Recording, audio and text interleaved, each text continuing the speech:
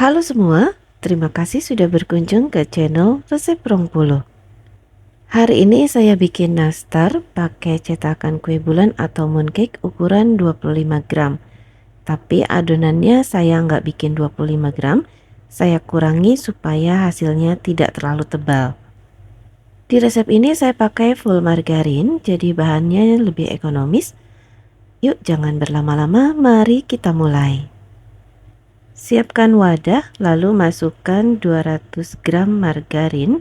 Saya pakai Blue Band serbaguna, tapi teman-teman boleh juga pakai Blue Band varian cake and cookie.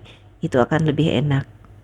Kalau menurut saya ini udah cukup ya. Kemudian masukkan 40 gram gula halus, diayak dulu karena gula halus itu suka bergerindil seperti ini. Nah, untuk gumpalan-gumpalannya bisa ditekan-tekan pakai sendok supaya tersaring semua dan halus.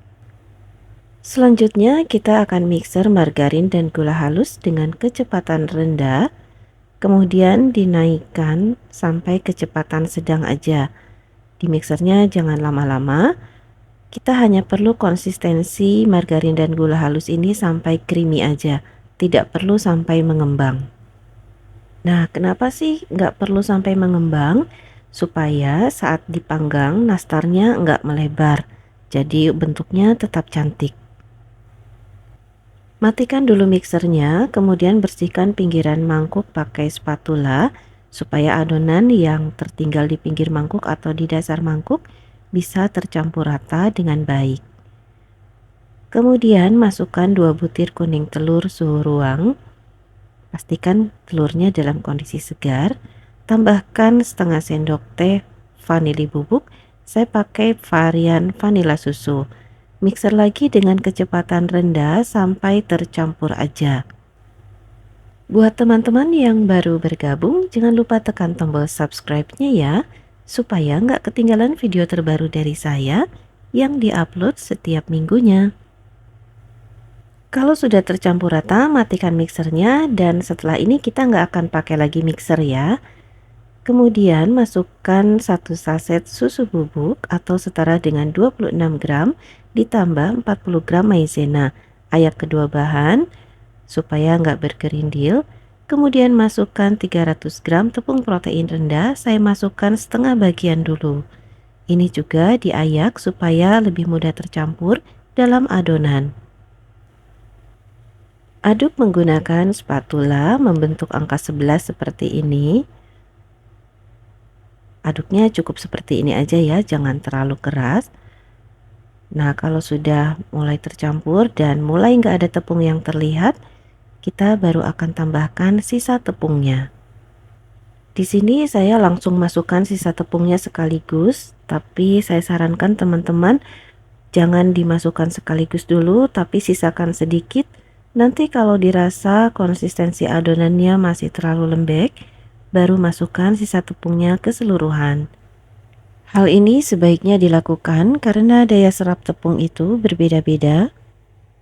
Di sini saya pakai tepung protein rendah dari Kunci Biru. Mungkin kalau pakai merek lain, jumlah tepungnya bisa lebih, bisa juga kurang. Jadi dirasa-rasa aja ya untuk konsistensi adonannya.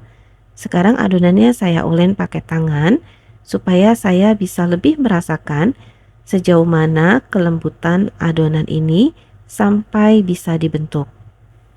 Kebetulan suhu udara di tempat tinggal saya juga lagi sedikit panas, jadi adonannya akan cepat mengering. Nah, ini adonannya sudah bisa dibentuk, konsistensinya seperti ini. Selanjutnya kita akan tutup dulu adonan supaya nggak kering.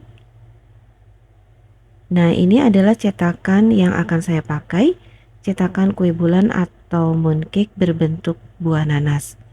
Saya pakai ukuran yang kecil, kapasitas 25 gram. Bentuknya seperti ini ya teman-teman. Dan ini cara pakainya, pasangkan dulu cetakan bentuk nanasnya. Kemudian kita akan pasang juga cetakan bagian luarnya atau bagian pelindungnya. Nah, seperti ini ya teman-teman, cukup mudah. Mau pakai cetakan bentuk lain juga boleh ya, sesuaikan aja dengan ketersediaan cetakan yang ada di rumah. Atau mau dibulet-bulet juga boleh, bebas ya teman-teman. Dan ini saya sudah siapkan selai nanas khusus untuk nastar yang sudah ditimbang dengan berat masing-masing 4 gram, kemudian dibulat-bulat supaya lebih memudahkan. Meskipun kapasitas cetakannya 25 gram, tapi saya nggak pakai full ya. Saya hanya timbang adonannya seberat 18 gram, kemudian kita pipihkan seperti ini. Lalu letakkan isian selai nanasnya di bagian tengah, kemudian rapatkan setiap tepinya dan tutup adonan sampai nggak ada lagi retakan. Seperti ini ya teman-teman. Setelah itu dibulatkan secara perlahan aja, kemudian dibentuk agak lonjong menyesuaikan dengan bentuk cetakannya. Masukkan ke dalam cetakan, tekan-tekan sedikit secara perlahan. Kemudian letakkan cetakan di atas loyang, tekan bagian atasnya secara perlahan, tahan sebentar, kemudian tarik lagi tekanannya dan lepaskan dari cetakan secara perlahan. Nah, seperti ini ya teman-teman. Jadi berat keseluruhan antara bahan kulit nastar dan isian selainya adalah 22 gram.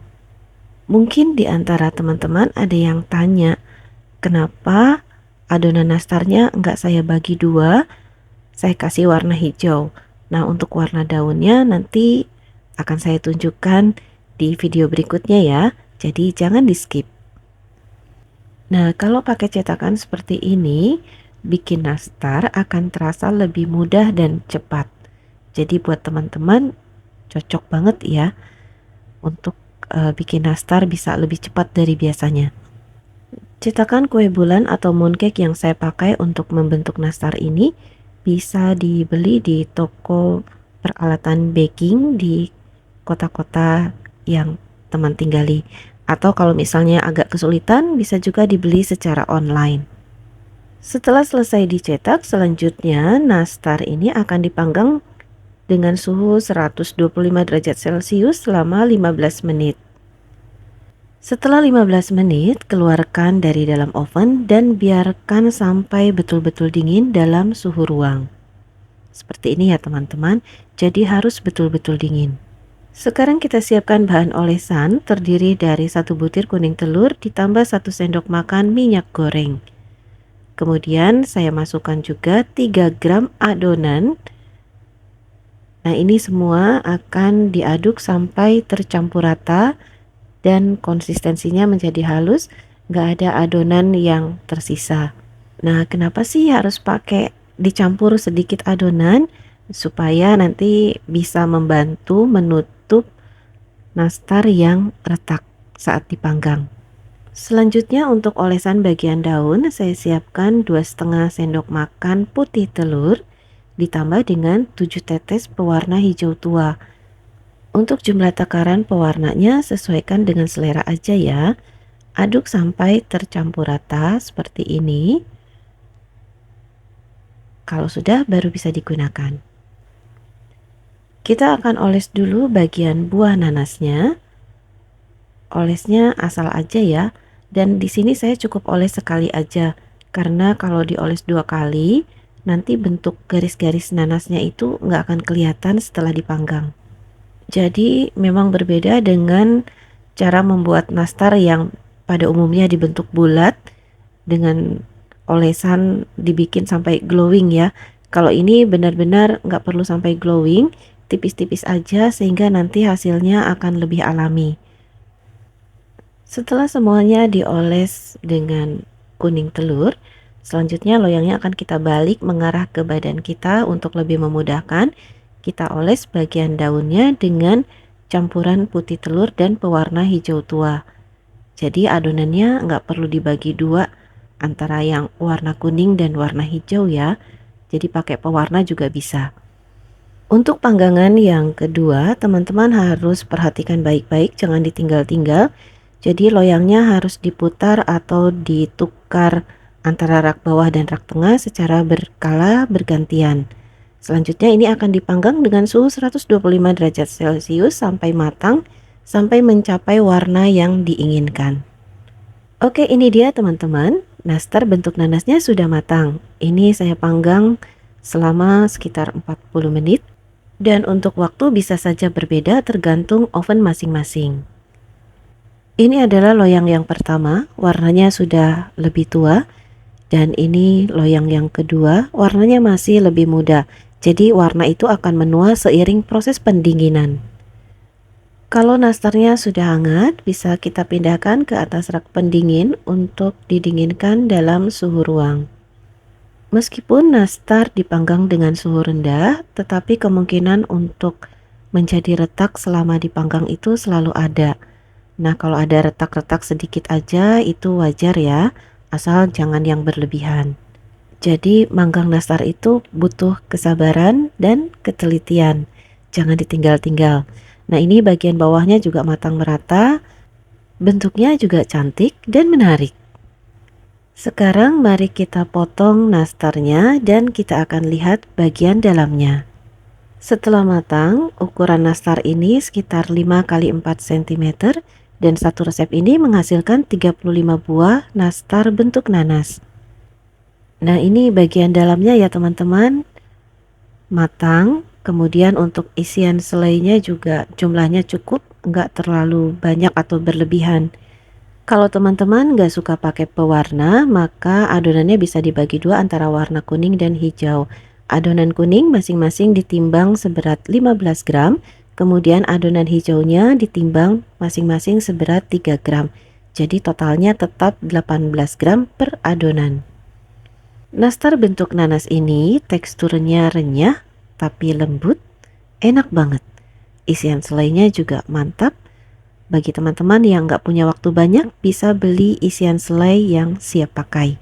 Tapi tentunya pilih isian selai khusus nastar dengan kualitas yang baik. Terima kasih sudah menonton video ini sampai selesai. Semoga bermanfaat dan menginspirasi. Sampai jumpa di video berikutnya. Jangan lupa tekan tombol like, subscribe, share, dan berikan komen yang positif supaya channel ini terus berkembang dan bermanfaat untuk orang banyak. Terima kasih juga untuk teman-teman yang sudah subscribe dan selalu mendukung channel ini. Mohon maaf jika ada salah. Saya Aida dari Resep Ruang Puluh. Wassalamualaikum warahmatullahi wabarakatuh. Bye-bye.